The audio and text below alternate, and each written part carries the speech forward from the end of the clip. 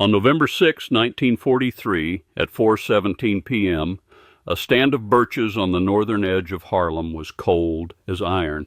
SS Captain Eric Klaus followed the red-haired girl deeper into the trees, the last of his doubt dissolved by the way her eyes brightened when she spoke about Hermann Hesse's poems.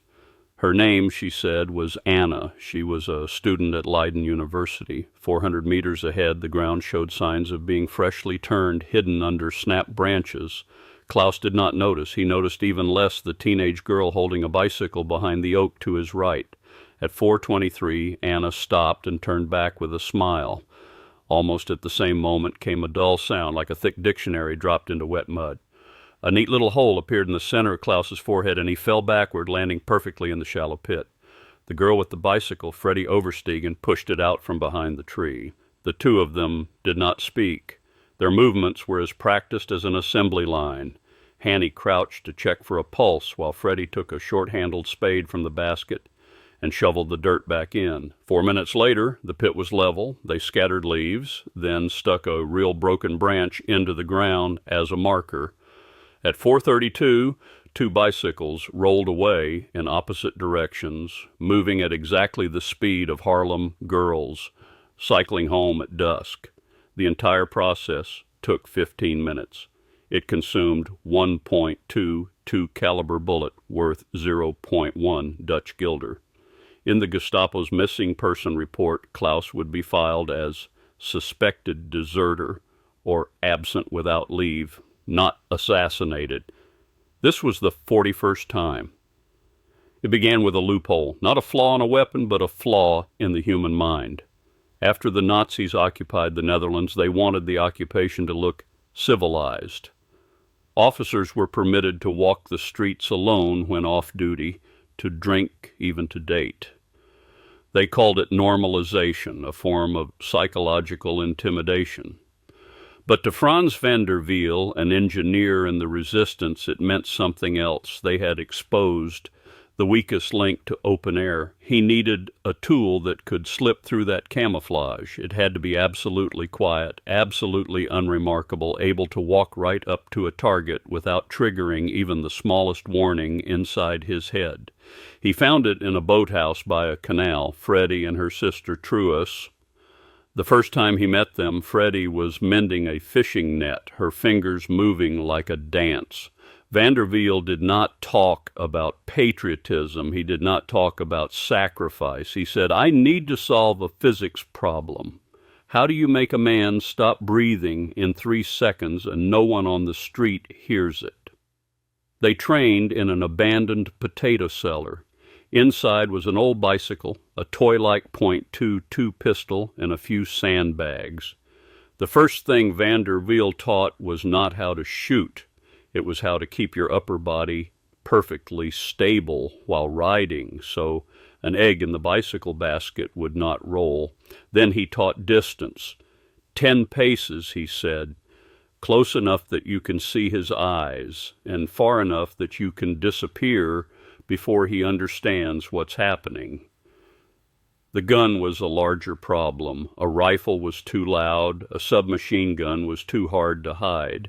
In the end, they chose a .22 not for its power, but for its quiet. They tested every kind of muffling, cotton, leather, until they discovered that 3 layers of wet wool socks, tied tight to the barrel with clothesline, could turn a shot into a short, choked cough. They chose the ammunition as carefully as the method, rounds that would tumble inside the skull but would not exit, so there would be no stray bullet and less blood. The hardest problem was drawing the target out. Truus looked older, her features sharper, her gaze steady, so the job usually fell to her. She went to bars, returned, and drew a simple map. The officers always chose seats against the wall or by the window, their holsters within reach. They did not like to talk about the war. They liked to talk about the forest back home and poetry. When Hanny joined later, she brought something more lethal than charm, psychology. "Don't flatter them," she said, tapping the German psychological report spread on the table. "Make them think they discovered you. They wrote a few simple exchanges, like a script.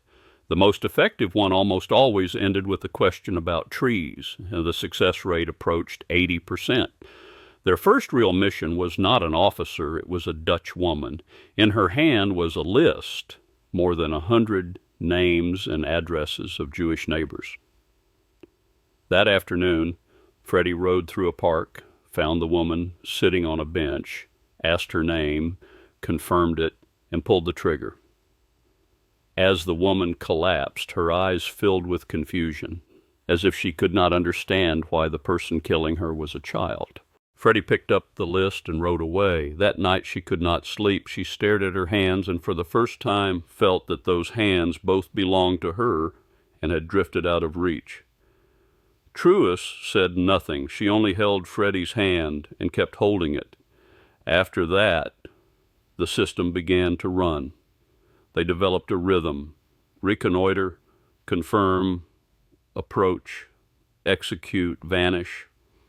The bicycle was their best tool. It was fast, silent, and everywhere. The Gestapo in Amsterdam slowly realized something was wrong. The missing reports piled up. The deaths were consistent. The scenes were clean in a way that felt unnatural. They drew a map and marked the disappearances and found no pattern except that they happened near paths where a bicycle could slip away quickly.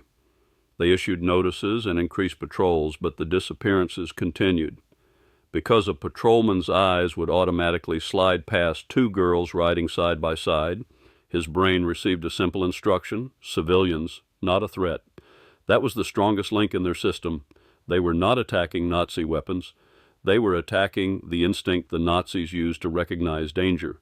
The system refused to run when an order crossed a line.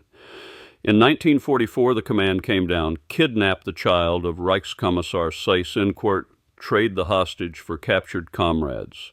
The order was explicit: if necessary, the hostage could be executed.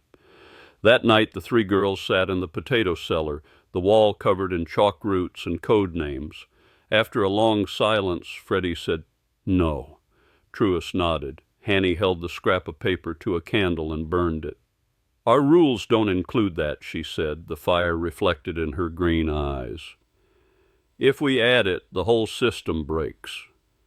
The machine they were fighting could execute any command without question, but their own rules contained an instruction that could not be deleted. Do not touch children. It was not sentiment, it was logic. Once they crossed that boundary, they would become part of what they were trying to destroy. In the end, the system met variables it could not calculate: time and probability. Hanny's red hair was too visible. It became part of Amsterdam's underground mythology. The Gestapo posted a bounty: capture the red-haired female assassin. She dyed her hair black and wore glasses, but the risk seeped through everything like mercury. In March 1945, with liberation only weeks away, she was stopped at a routine road checkpoint. The newspapers and pistol in her basket gave her away. Worse, the roots of her hair showed red. In the 27 days after her arrest, she endured more than 40 interrogations. They tried every method they had. The number of names she gave was 0, not 1. She became a message they could not decrypt. At the end, on the dunes at Overveen, facing the trembling rifles of a firing squad, she spoke her last line: "I shoot better than you." The war ended 5 weeks later. The list of victory was long, and the Oversteegen sisters were not on it.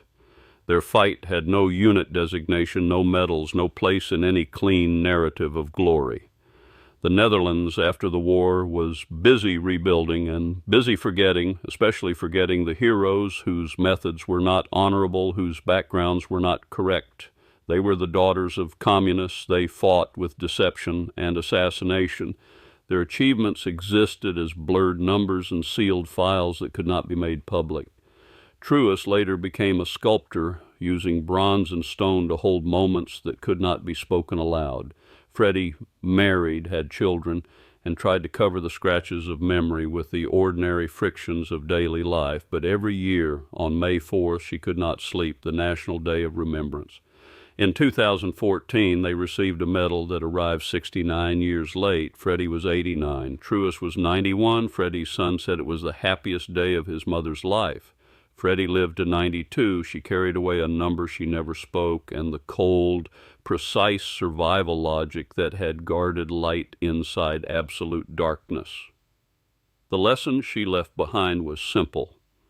Sometimes the strongest weapon is not becoming louder, but being completely ignored by the world.